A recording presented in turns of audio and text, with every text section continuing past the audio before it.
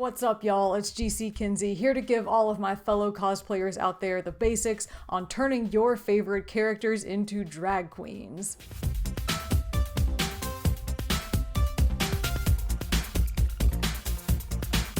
One of my favorite things to do as a cosplayer is create drag queen versions of characters. I've done this with Loki, with Deku, with All Might. I'm working on one for Thor, and I've also cosplayed as Frankenfurter, who I didn't actually have to turn into a drag queen. And if you're the kind of cosplayer who has an interest in makeup, who really enjoys playing with gender expression, and who just generally gravitates toward glitter and glam, then turning a character into a drag queen might be a really great way to showcase that and stand out on the con floor. Now you may be wondering, what about drag king or drag emperor or other non-binary drag royalty versions of characters? That could be a whole separate video, so let me know in the comments if you want to see me make it. But for this video, I'm just going to focus on drag queens because that's what I have the most experience with. So without further ado, let's get into it. We're gonna get this party started with our most basic of drag queen accessories, the glue stick. And of course, what we're gonna be doing with this glue stick is gluing down our eyebrows. This is really gonna open up the space above your eyes and give the upper half of your face a blank canvas to work on. I'm starting by just brushing the glue all over my brow, and I'm going in kind of circles to really cover all of the hair. Then I'm taking a spoolie and just smoothing that up. And I go in an upward motion because it kind of helps the hairs lie flat, but also gives you a little bit of a facelift. And while that dries, I'm going to do the other side.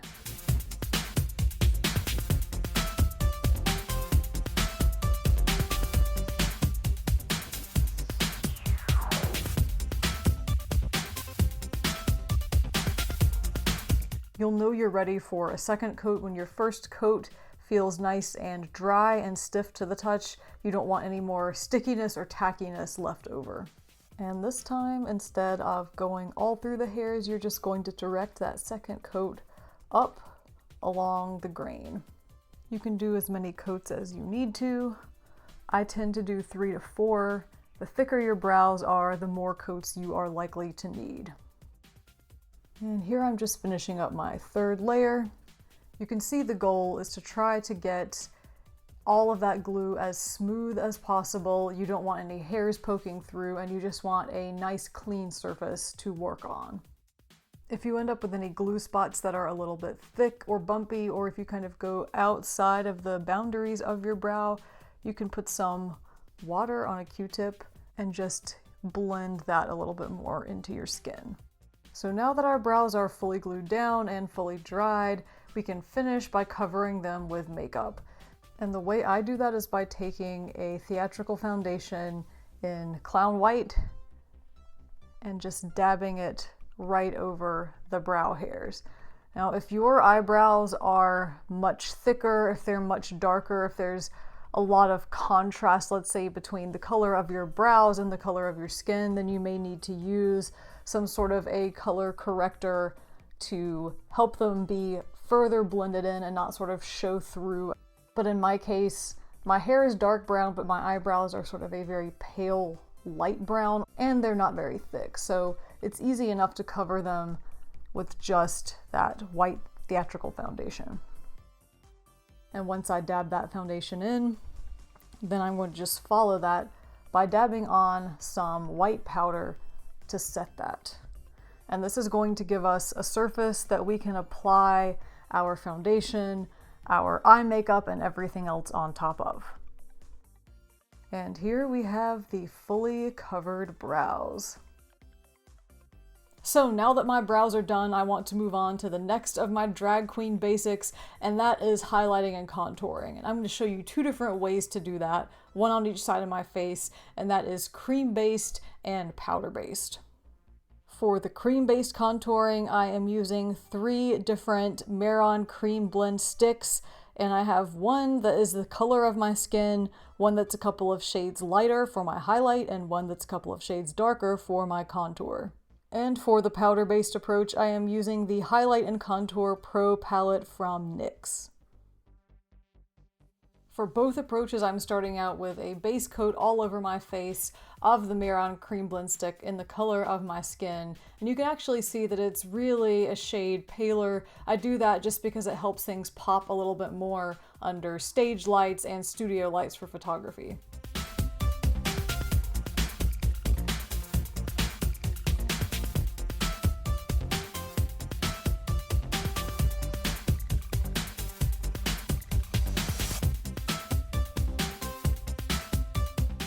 So starting with the cream-based approach, I'm going to begin by placing the contour on my face just using a sponge.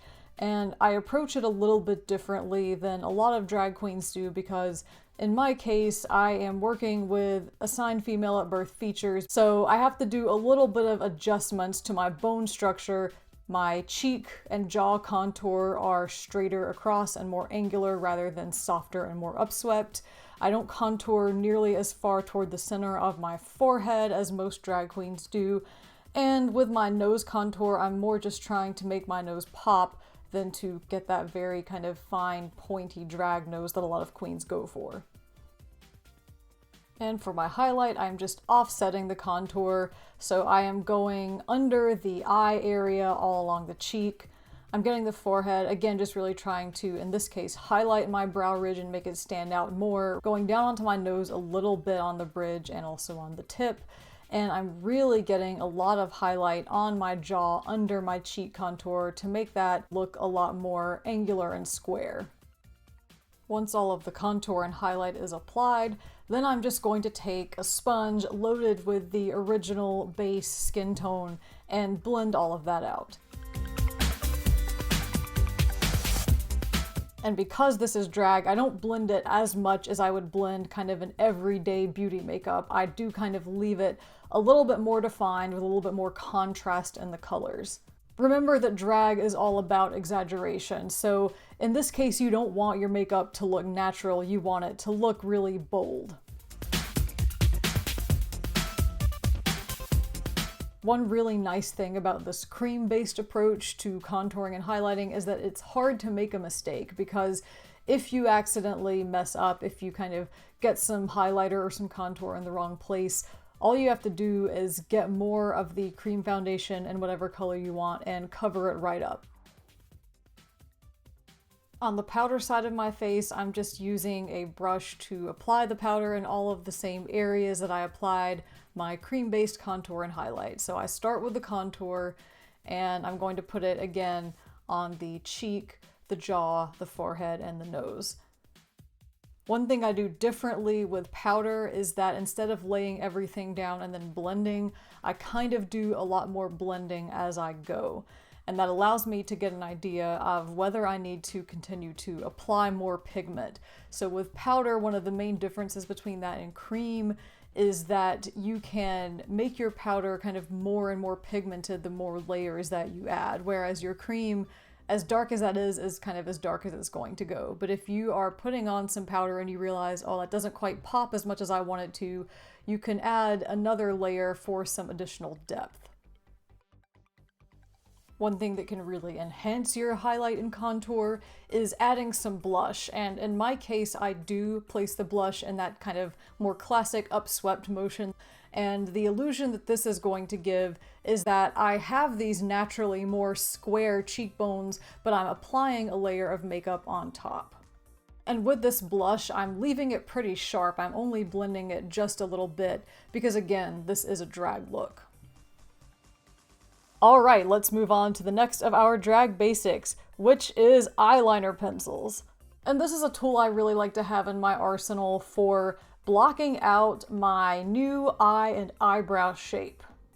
So what I'm doing is just starting with a very ginormous and bold cat eye shape, and I'm using the eyeliner to place that where I want it and make adjustments before I finally fill it in with a combination of black cream foundation and liquid eyeliner.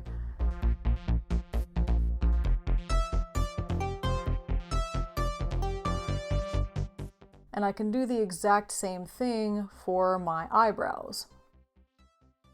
Of course, when it comes to eyebrows, I can't leave out the big drag cardinal rule of brows, which is sisters, not twins. Sometimes I will say siblings, not twins, or brothers, not twins as well. You know, however you want to gender your brows is up to you. But the point is, it doesn't matter if they are an exact match of each other, you just want them to look as close as possible. One of the most common mistakes I see people make when they first do a drag look is just not going big enough, you know, not being bold enough in your choices, not having as exaggerated of a look as you really need for it to come across as drag. Remember what I said earlier, that drag is all about exaggerating features. So if you feel like your eyeliner is too big and too bold and ridiculous looking, make it bigger, because it's probably not big enough. One of the advantages of drag being all about exaggeration and being so bold and big is that it gives you more room for error. You know, your eyeliner doesn't have to be as precise. Your brows don't have to match as perfectly. Drag makeup is designed to pop from on stage under very bright lights at more of a distance, so it does not really matter at all how it looks in detail up close. And even if you're doing a photo shoot where you do have some closer shots, the overall effect of that makeup is going to be so interesting that people aren't going to be paying attention to every little detail, and they're not going to catch every little mistake. In particular, with this look, my eyeliner is not refined at all, but I'm just trying to lay it down as fast as possible, and that's what a lot of drag queens who would be performing on stage would do too. So now you can see what I've done with my eyes and my brows, and I'm gonna finish this off with some eyeliner to really help this natural beauty mark I happen to have on my cheek stand out.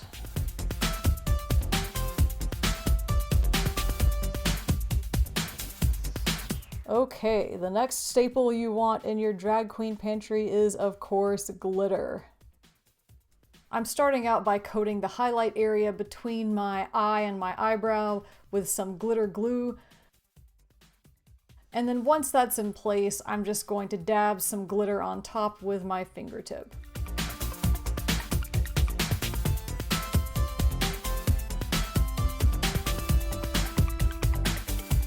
And I'm zooming in a lot more closely on my other eye, just so that you can see a more detailed view of that process. Unlike with the glue stick that you use to cover your brows, you actually do want the glitter glue to still be tacky and sticky before you press the glitter in place. So now we have two very glittery highlight areas under our brows, and just think about how much that's going to pop on stage. Another fantastic place to apply some glitter is on your lips. As you can see, I've done a really bold, really overdrawn, exaggerated lip, and I'm applying the glitter by taking some lip gloss right in the center of my bottom lip and using that as sort of a similar material to our glitter glue that we used up on our brow area earlier. And again, I'm just tapping in that glitter with my fingertip.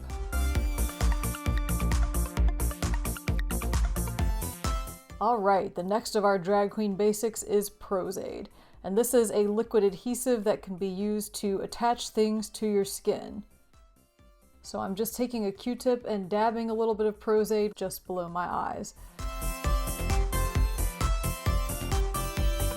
And then I'm going to let that get tacky dry before I put a few decorative rhinestones in place. Some drag queens do use eyelash glue or glitter glue for something like this, but I prefer Pros-Aide just because I know from experience as a special effects makeup artist and cosplayer that it does a really good job of holding up through sweat. So there I have my fully applied and well stuck on rhinestones. And here we have our final supply that every drag queen needs: lashes. This is a pair of 301s in black. These lashes are used by drag queens because they are a whole lot bigger than the typical drugstore eyelashes you usually see, and you can use a pair on their own, or you can stack them on top of each other for an even bigger and more dramatic look. I like to apply my 301s onto the eyelid far up, almost at the crease, instead of on the lash line. And that's really just going to make our eyes look bigger and our lashes stand out. And if you do still have some drugstore eyelashes and you're lamenting the fact that they're not dramatic enough for drag, don't worry, because they actually make really great lower lashes. You can even stack 3 or 4 pairs of those as well to get a similar aesthetic to the 301s. And now we have our finished face with all the basics you need to build a complete drag queen look. Now all you have to do is pop on your wig and your drag queen cosplay is complete. Kirishima, tag, you're it.